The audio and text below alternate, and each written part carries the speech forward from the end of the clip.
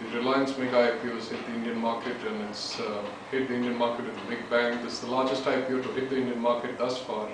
And we are talking about an IPO that's evinced huge amount of interest, the kind that's not been seen in a long time in the Indian market. Now let's look at it with two perspectives. One is the fundamental perspective, where this issue seems trifle weak. If you look at the facts of this issue, the projects that are promised in the prospectus rolled from 2010 to 2018. So we are talking of a 10-year time frame starting now. We are talking of a company that is bound to have input problems in terms of feedstock, in terms of extraneous factors. Power projects in India have never been easy. Historically, there has always been a time and cost overrun. There are several factors that affect power projects in India.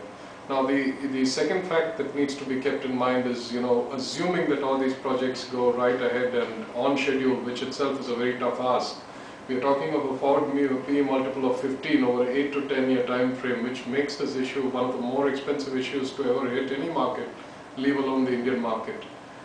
But the other side of the coin is that we are talking of a group that has enormous goodwill in the form of the Reliance tag. You're talking of a group that has delivered returns to shareholders over the years. So that positivity remains with this issue. The second fact is that the power sector is a deficit sector in India, and there's bound to be growth in this sector.